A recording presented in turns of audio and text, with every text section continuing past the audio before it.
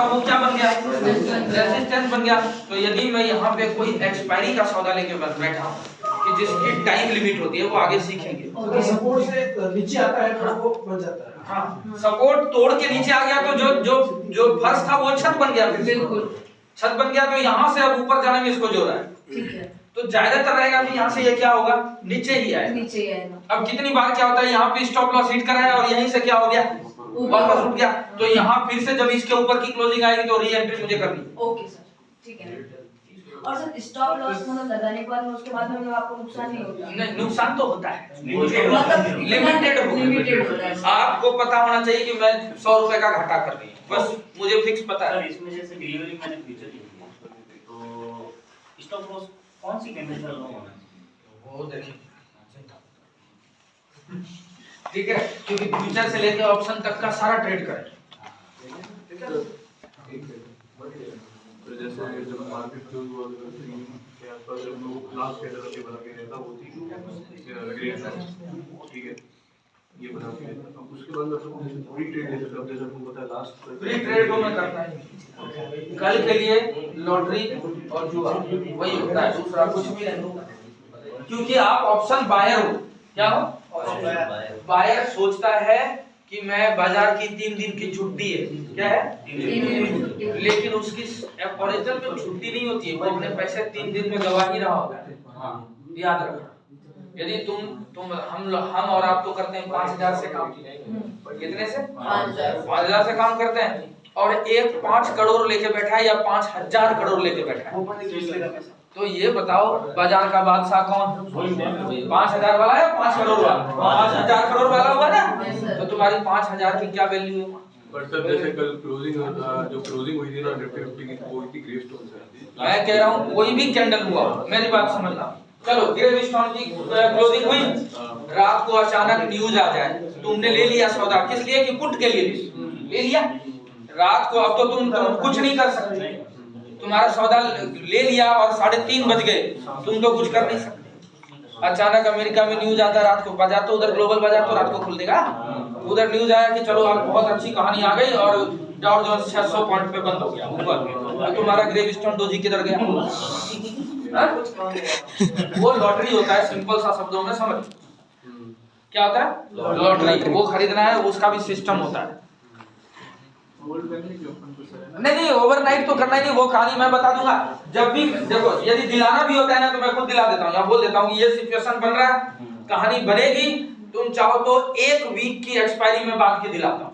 कब की, 1 वीक की एक्सपायरी बाद की। भाई आज एक्सपायरी 25 की है ना, तो मैं 7 फरवरी वाली एक्सपायरी ओवरनाइट होल्ड करता हूँ, यदि कभी करवाता हूँ, नहीं तो नहीं। कल वाला लेके करोगे तो आप जीरो ही हो, है ना। तो सपोर्ट रेसिस्टेंस 2 तरह की, कितने तरीके के, 2, मैं ज्यादा समझता हूं। सपोर्ट और रेसिस्टेंस कितने तरीके का, 2 तरीके का हम सीखेंगे। सबसे पहला हॉरिजॉन्टल, कौन सा सपोर्ट, हॉरिजॉन्टल सपोर्ट और रेसिस्टेंस। दूसरा ट्रेंडिंग सपोर्ट और रेसिस्टेंस। ट्रेंडिंग मतलब जब बाजार एक ट्रेंड में चले, अब 2 लाइनें होंगी, हॉरिजॉन्टल का जिसको लिखना हो लिख लेना, मिला हुआ है ये पे चेक कर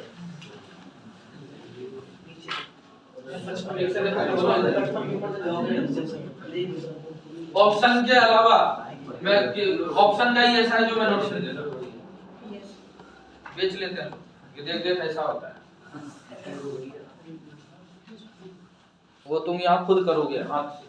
अब मैंने पहले ही कहा है, अब ध्यान से समझना, घर पे अपने 10 चार्ट पेपर या 20 चार्ट पेपर ले आना। चार्ट पेपर कैसे सर, अरे भाई वाला, कितना बड़ा वाला, उतना बड़ा वाला भी नहीं, जो तुम्हें A4 से थोड़ा बड़ा, इस साइज का सर, A3 साइज है ये देखो, ये नहीं वो बहुत ज्यादा बड़ा, देखो ये दोनों पेपर को एक मिला लो, इतना बड़ा चार्ट पेपर, कम से कम 20 लाना, क्योंकि ऑप्शन के लिए चाहिए, इक्विटी के लिए नहीं चाहिए, फ्यूचर के लिए नहीं चाहिए, ऑप्शन के लिए चाहिए।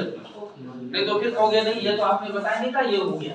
तो तुम्हारे चार्ट पे यहाँ बढ़ाना है, चार्ट घर से बना के लाओगे, कब, जब आप परफेक्ट देख लोगे यहाँ ये टॉपिक पूरा हो गया, तो उसका चार्ट बनाना है, जो आप कंडीशंस हाँ, जो मैं कंडीशंस बताऊंगा। ठीक है। अब देखो सपोर्ट और रेसिस्टेंस किस तरीके का, दो तरीके का, हॉरिजॉन्टल और ट्रेंडिंग। अब इसमें कौन सा है हॉरिजॉन्टल का मतलब, देखो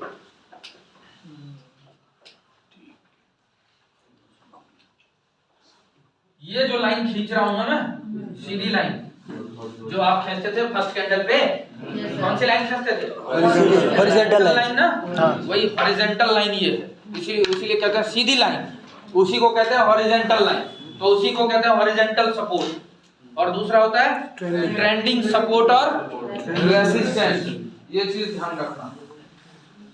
अब इसको करेंगे लाइव चार्ट पे, अब जिस दिन भी शुरू करेंगे मंडे को। अब तुम्हें नोट्स दिया हुआ है, लैपटॉप खोलो या मोबाइल खोलो, लैपटॉप में पीडीएफ तो डालो, डालो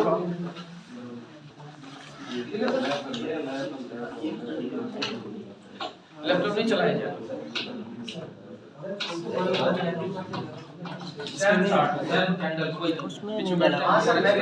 आप देखो, अच्छा आप फॉरेक्स में आपको ध्यान है इंडियन